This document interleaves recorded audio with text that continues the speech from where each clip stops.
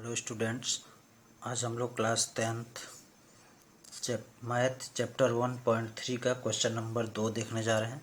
सिद्ध कीजिए कि 3 + 2√5 एक अपरिमेय संख्या है।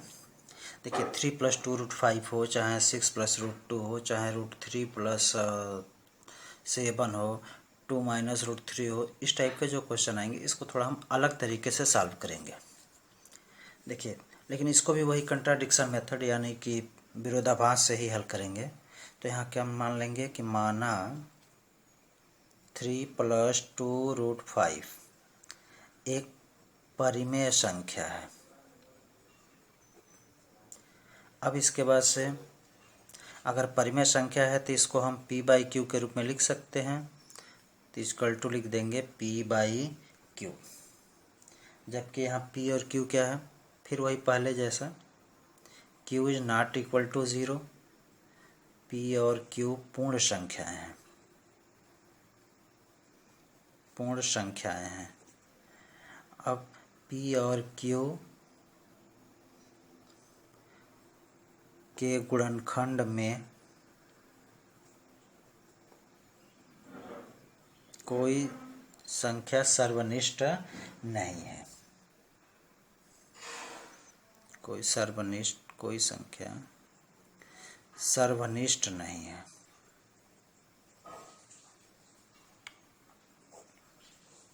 सर्वनिष्ठ नहीं है।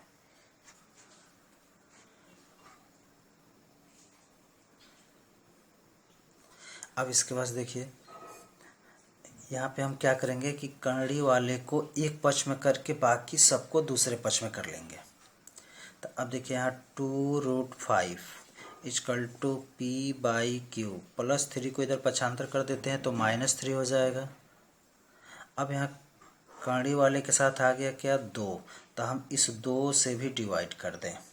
तो 2 से डिवाइड करेंगे तो √5 इक्वल टू p/q - 3/2। अब देखिए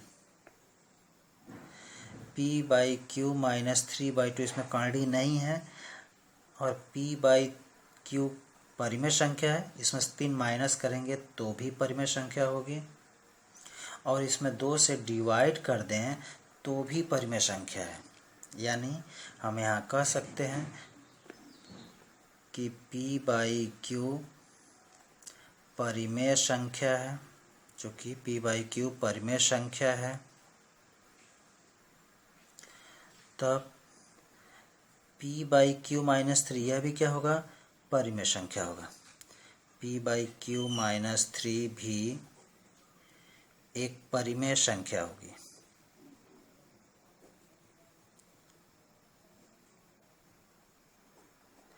अब इसके बाद से देखिए p/q परिमेय है तो p/q - 3 भी परिमेय हो गया, और इस परिमेय संख्या में 2 से भाग देंगे तो भी परिमेय संख्या होगा। अतः p/q - 3/2 भी परिमेय संख्या है।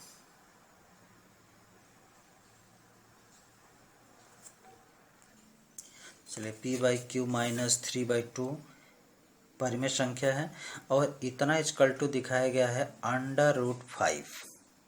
तो जब यह परिमेय है तो कर्णी में 5 भी परिमेय होना चाहिए, जबकि हमको पता है कि कर्णी में 5 एक परिमेय संख्या नहीं है।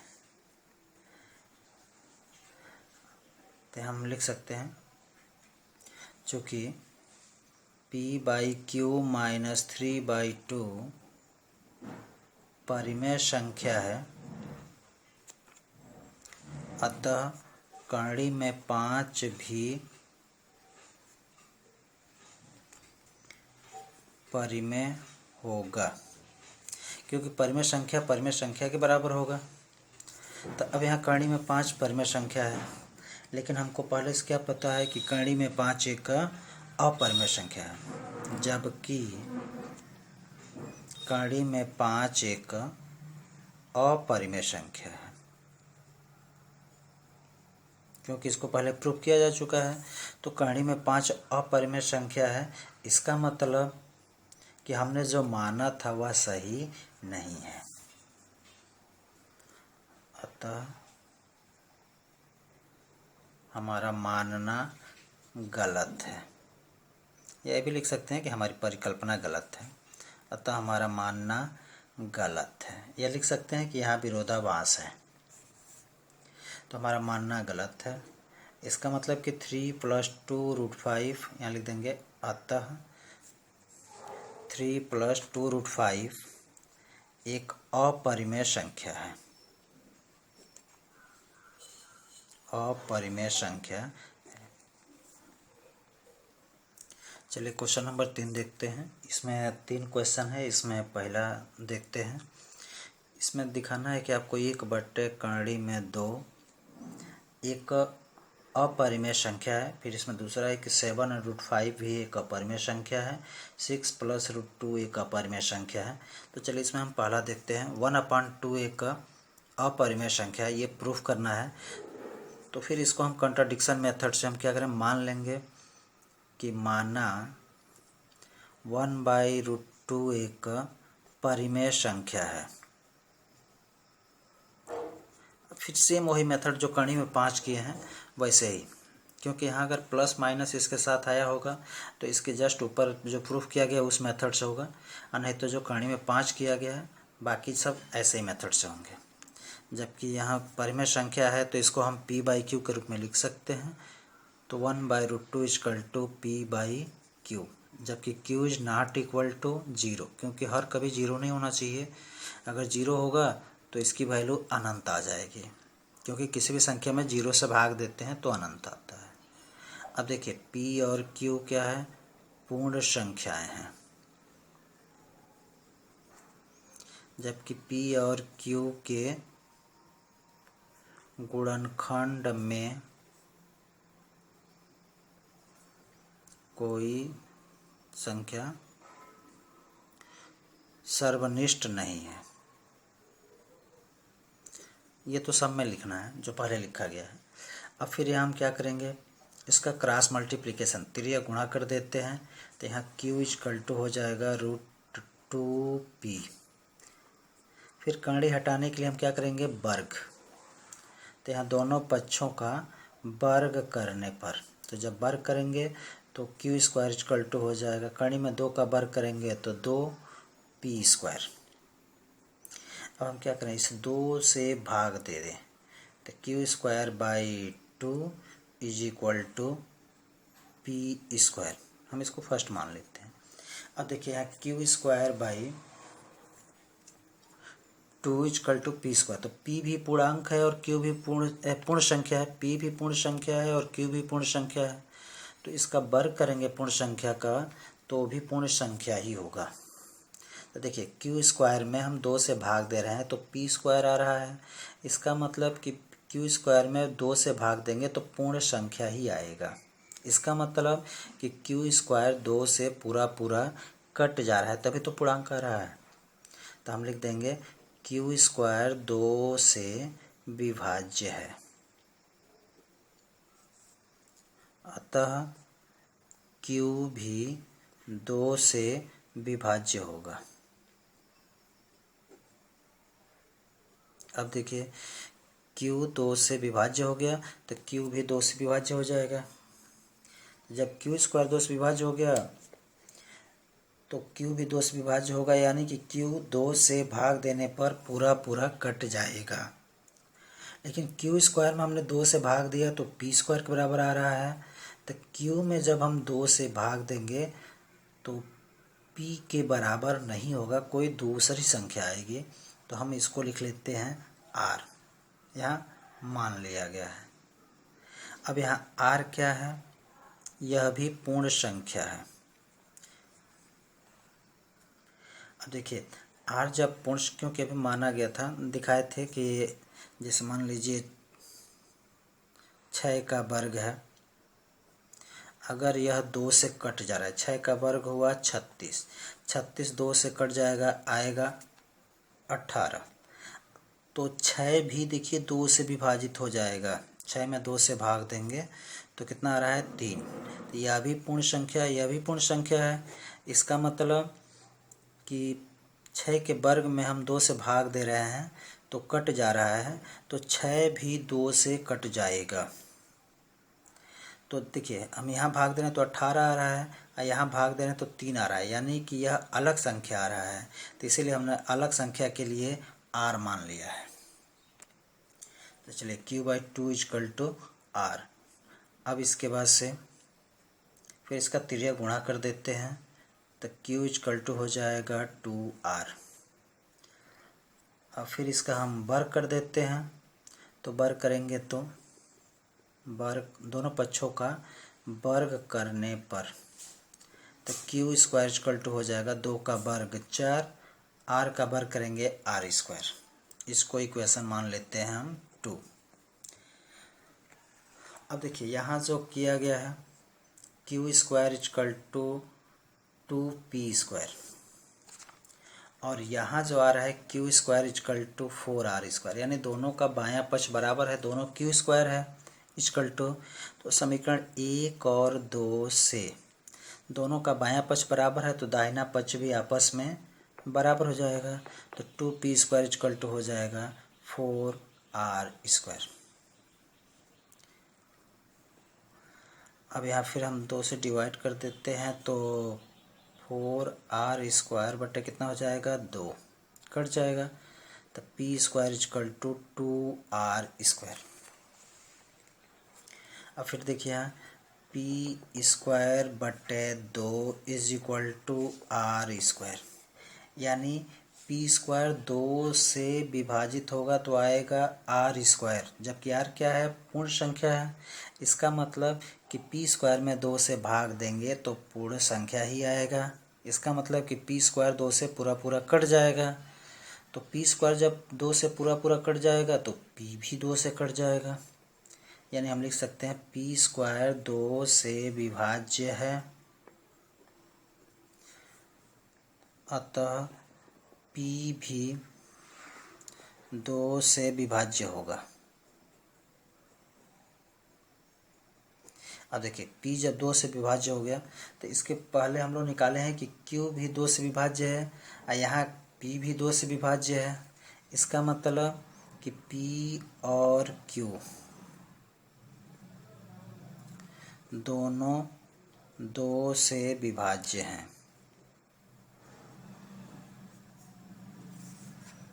जब दोनों 2 से विभाज्य हैं तो इसका मतलब कि p और q के गुणनखंड में 2 सर्वनिष्ठ है, क्योंकि 2 कॉमन है तभी तो दोनों में p और q दोनों 2 से डिवाइड हो जा रहा है। इसका मतलब कि हमारा मानना क्या है, गलत है। अतः हमारा मानना गलत है, क्योंकि हमने माना था p और q के गुणनखंड में कोई सर्वनिष्ठ नहीं है। गलत है। अतः 1/√2 एक अपरिमेय संख्या है। बस प्रूफ हो गया। चलिए इसी का दूसरा जो पार्ट है 7√5, दिखाना है कि यह भी एक अपरिमेय संख्या है। तो देखिए इसके साथ अगर कड़ी में 5 हो, कड़ी में 3 हो, बताया है कड़ी में 2 हो, लेकिन देखिए कड़ी में अगर 4 है तो वह अपरिमेय संख्या नहीं होगा, क्योंकि कड़ी में 4 का मतलब 4 का वर्गमूल, और 4 का वर्गमूल 2 निकल जाएगा जो कि एक पूर्ण संख्या है, इसलिए वह परिमेय संख्या होगा। जिस कड़ी में 4 है, कड़ी में 16 है, कड़ी में 9 है, जिसका वर्गमूल पूर्णांक में आता है वह परिमेय संख्या होगा। अब देखिए इसको प्रूव करना है कि अपरिमेय संख्या है, तो हम मान लेते हैं कि माना 7√5 एक परिमेय संख्या है। तो जब यह परिमेय संख्या है तो इसको हम फिर वही p/q के रूप में लिख सकते हैं, p/q। तो 7√5 = p/q, जबकि p और q में कोई सर्वनिष्ठ गुणनखंड नहीं है। अब देखिए यहाँ कड़ी वाले को एक पक्ष में करके बाकी सबको पक्षांतर करना है, तो अंडर रूट 5 इक्वल टू हो जाएगा पी बाई, इस भाग दे दें तो 7Q। अब देखिए पी बाई क्यू क्या है, परिमेय संख्या है, तो परिमेय संख्या में हम 7 से भाग देंगे तो अभी क्या होगा, परिमेय संख्या ही होगा, यानी पी बाई क्यू एक परिमेय संख्या है, अतः पी बाई 7Q भी एक परिमेय संख्या होगी।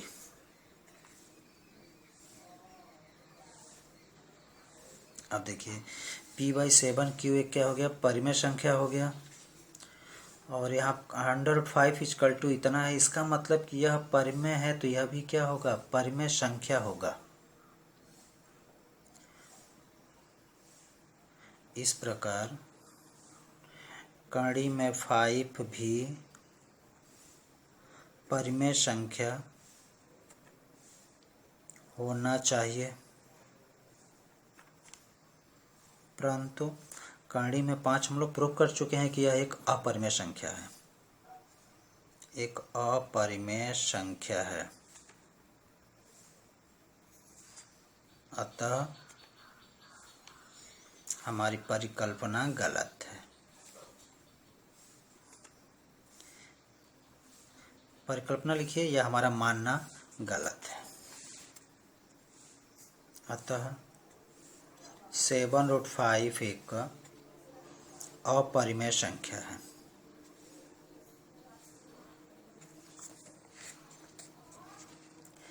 चलिए इसी प्रकार से इसमें तीसरा जो है 6 + √2 दिया है। चलिए यहाँ 6 + √2 एक अपरिमेय संख्या दिखाना है, तो हम मान लेंगे कि माना 6 + √2 एक अपरिमेय संख्या है। जब परिमेय संख्या है तो इसको p बाई क्यू के रूप में लिख सकते हैं, ये पहले से ही लिखा जा चुका है कि नॉट इक्वल टू 0। अब देखिए फिर बताया गया है कि अंडर रूट वाले को छोड़कर बाकी सबको पक्षांतर कर लेना है, तो 6 को इधर भेज देंगे तो -6 हो जाएगा। अब इसके बाद से p बाई क्यू अगर परिमेय संख्या है तो उसमें से 6 हम घटाएंगे तो भी परिमेय संख्या होगा। p बाई क्यू एक परिमेय संख्या है, तो p बाई क्यू -6 भी परिमेय संख्या होगा। अब देखिए p बाई क्यू -6 परिमेय है, तो यहाँ हमको पता है कि under root 2 equal to p by q -6, तो जब यह परिमेय संख्या है तो यह भी परिमेय होगा, अतः अंडर रूट 2 भी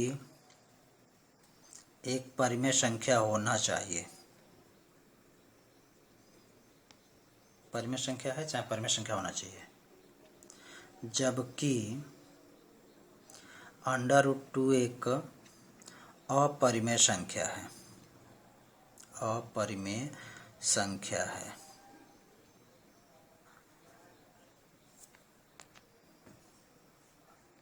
अतः हमारा मानना गलत है। अतः 6 + √2 एक अपरिमेय संख्या है।